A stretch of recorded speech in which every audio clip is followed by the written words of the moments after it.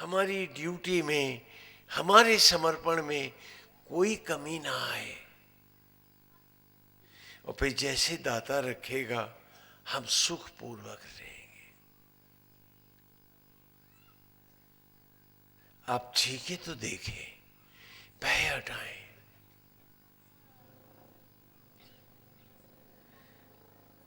वो एक चींटी की भी रक्षा करता है, आत्मा बन के एक हाथी में भी विराजता है, करता है। तो आप भयभीत क्यों हैं? स्वामी जी, हाथी के दांत खाने के और होते हैं, दिखाने के और होते हैं। भक्ति में भगवान विठल के सामने कुछ और रहेंगे और गद्दी पे कुछ और हो जाएंगे।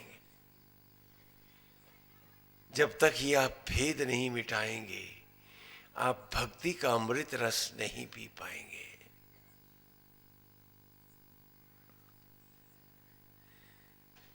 आवागमन इसीलिए तो है क्योंकि वो दयालु है। जब जब आप पाप में लिपटे हुए चिता की लकड़ियों पर भस्मी की ओर जाते हैं, धरती माता भी रोती है कि अनंत की राह जाने वाला एक खिलौना फिर टूट गया।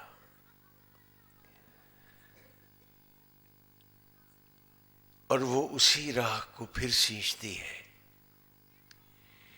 वही चिता की राख पेड़ों के पास से गुजरती है,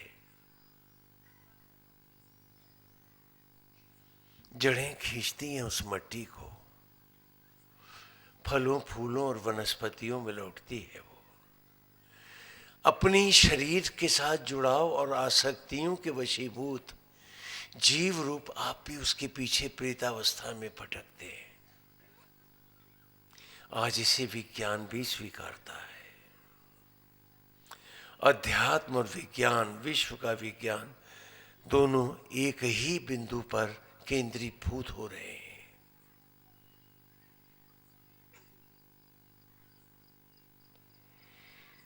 उन पत्तियों को कीड़े खाते हैं।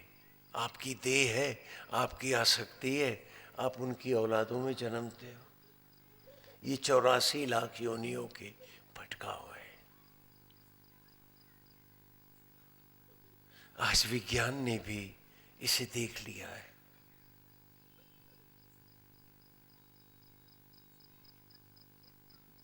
और धीरे धीरे जब पाप प्रायश्चित हटते हैं तो उन्हीं फलों को जब दंपति खाते हैं, गर्भ में जब वो अन्य शिशु के रूप में जन्मता है, तो जीव रूप आप अपने शरीर के मोह और आसक्ति के कारण फिर पुत्र बन के जन्मते हैं।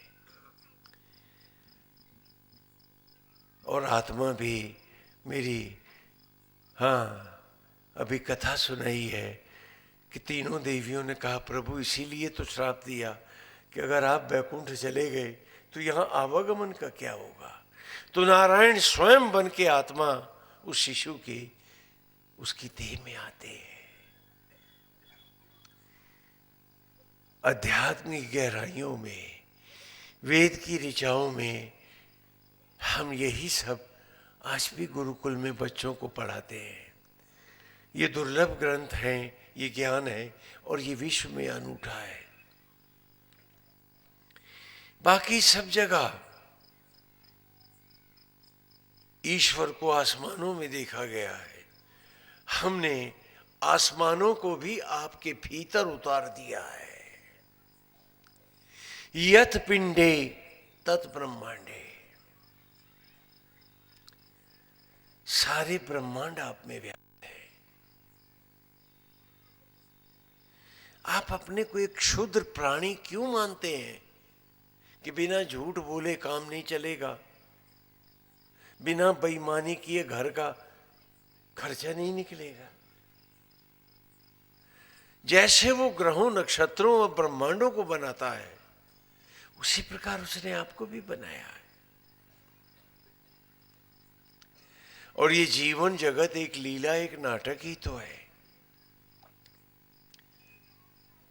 अज्ञान के कारण आपके घर बट रहे हैं, परिवार एक दूसरे को देखना नहीं चाहते। मेरा बेटा है, ये देवरानी का मेरा बेटा, वो जेठानी का बेटा है, और घर फट गया है। क्यों? अरे किसी ने एक उंगली बनानी आती क्या?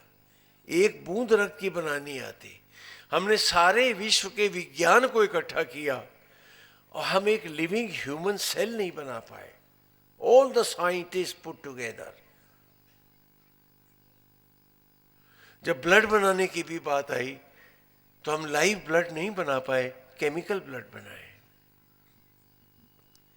वो कौन है जो बनाता है मुझ पे? वो कौन है जो पाल रहा मुझको? और जो मुझको पाल रहा वही तो सबको पाल रहा है। तो ये मेरा तेरा भेदभाव क्या है? सच्चे सत्संगी किसी से भेद नहीं करते। न मन फटते हैं, न परिवार बंटते हैं। हमारा संकल्प हो कि हम सच्चे भक्त बनेंगे, और जिस ईश्वर को तुम खोज रहे हो वो बन के आत्मा तुम में विराज रहा है। वो शबरी का राम है, जीव मात्र की जूठन को रख बदल रहा है। यही तो हमने आपको रामायण की कथा में है। भगवान ने शबरी के क्या किए थे? अरे बताओ, जूठे बेर खाए थे? आहा, खा रहे हैं। खाए थे नहीं, खा रहे हैं। आज भी तो आत्मा तुम्हारे जूठे भोजन को रक्त में, औलाद में, बुद्धि में, ऊर्जा में, विवेक में लौटा रहा है।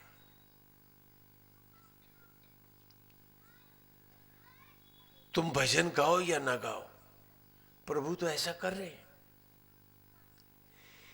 प्रश्न ये नहीं कि वो ऐसा कर रहे हैं, प्रश्न ये है कि जो रोम रोम मुझे पाल रहा, जिला रहा, यदि मुझ में जरा सी भी ईमानदारी है,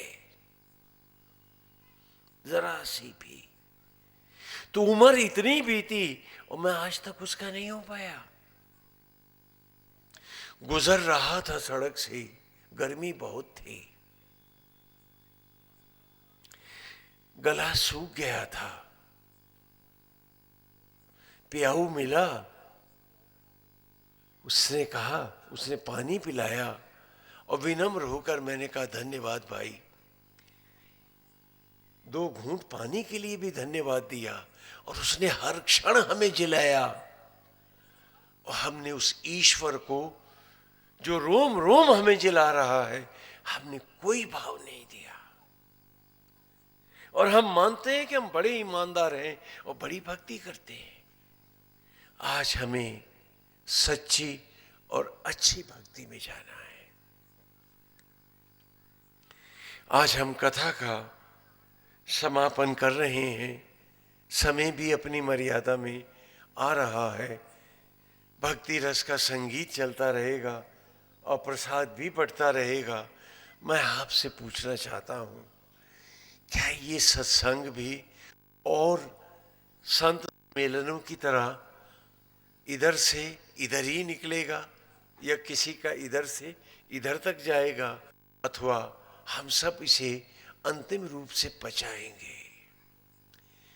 कि प्रभु हम हमारे भोले अज्ञान को नारायण क्षमा करें। आप हर क्षण हम पर कृपा करते रहे और हम सिर्फ भेदभाव और असुर मनोवृत्तियों को जीते रहे। सारे पात्र रामायण के आप में है। रावण की बहन है जो कभी राम को रिझाती है तो कभी लक्ष्मण को, जानकी जी को मारने आती है। उसका नाम मालूम है? शूर्पणखा। इसका अर्थ जानते हो? तीखी नैन नक्श वाली। चेहरा सजा रहे हो बाहर और अंतःकरण की शोभा का पता ही नहीं। ये शूर्पणखावाद है। ऐसा नहीं कि भगवान के राम में होती है, अभी भी है, घर घर में है। दिखावटी सज्जा।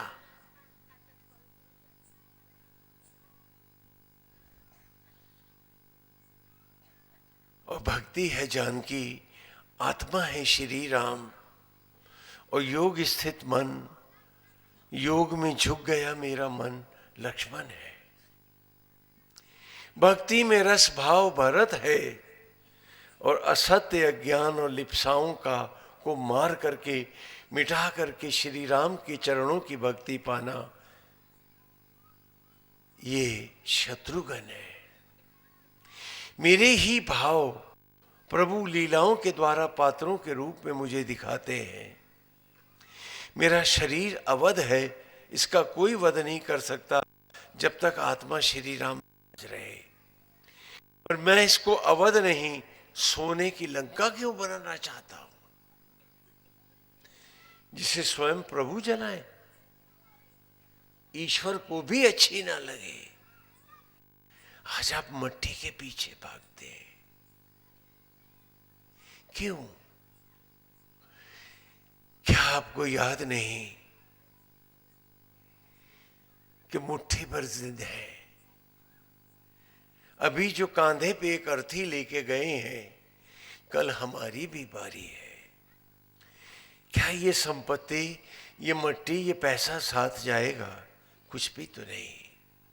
मेरा स्वभाव जाएगा, और वो स्वभाव यदि भक्त का है, श्री राम भक्ति का है, और यदि मेरी पूर्ण द्वैत नहीं हुआ है, मैं पूरी तरह से प्रभु में नहीं मिल पाया हूं, तो भी और भी थोड़े जन्म मुझे लेने पड़ेंगे, तो भी मैं भटकूंगा नहीं।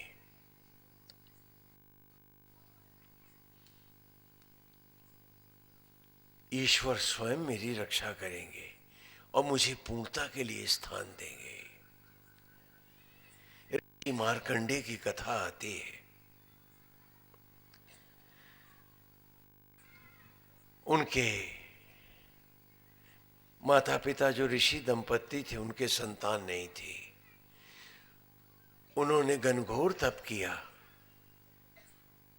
बहुत तपे वो। बहुत संक्षेप में ले रहे हैं, जिससे आप लोग अमृत लेके जाएं।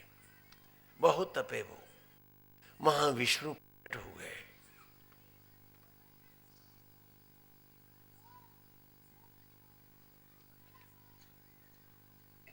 कहा क्या चाहते हो?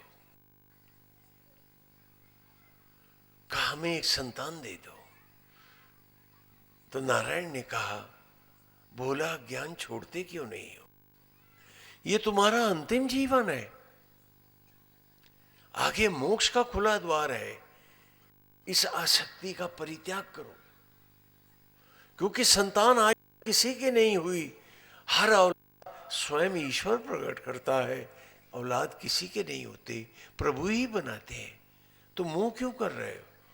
तो अड़ गए कि नहीं हम तो लेके रहेंगे। तो उनका वो अल्पायु होगा, हमें स्वीकार है। उन्हें पुत्र मिला, नाम रखा मार्कंडे। जैसे जैसे वो बड़ा होता गया, उनके चेहरे उतरते गए कि अब तो थोड़े दिन बाकी हैं। एक दिन उसने पूछा, आप लोग उदास क्यों हैं? तो उन्होंने सारी घटना बताई। तो कहने लगा, तो फिर आप मोह आसक्ति अब तो छोड़ो, मुझे आप साधना को जाने दो, मैंने तो अभी कुछ पाया भी नहीं है। और जाके वन में तप करने लगा। भोलेनाथ का, शिव का अनन्य भक्त है वो। जगह जगह से भगवान का पार्थिव लिंग बनाता है, जल फूल पत्तियां लाता है और उनकी सेवा करता है। भूत भावन भगवान भोलेनाथ की स्तुति करता है। एक दिन नारद जी वहां से गुजरे, तो उन्होंने देखा तो कहा, अरे बालक क्या कर रहे हो? बोला, आप मेरे गुरु बने, मुझे दीक्षा दें।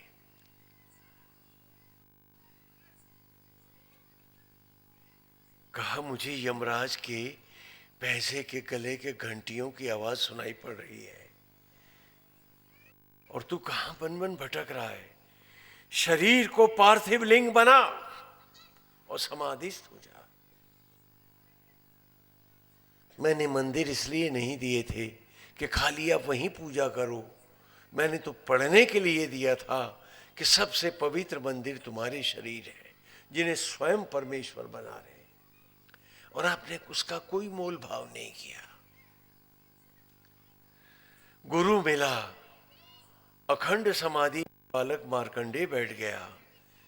यमराज आए, उन्होंने नागपाश फेंका,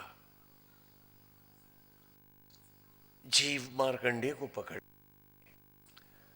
लेकिन मार्कंडेय तो शिव में समाधिस्थ हो चुका था। स्वयं प्रलयंकर रुद्र प्रकट हो, नागपाश उनके लिपटा था। कांपने लगा यमराज, कहा प्रभु मैं तो जीव को लेने आया था। तो नाथ ने कहा अज्ञानी, क्या ये भी नहीं जानता कि जब भक्त मेरे ध्यान में होता है मेरा ही रूप होता है। और आपने प्रभु का ध्यान हर बार छोड़ा है, ऊपर उठे और फिर नीचे गिरे आप। कहा मार्कंडेय अब मेरा शिव रूप है, उसीलिए शिव के नामों में ये नाम भी जुड़ गया।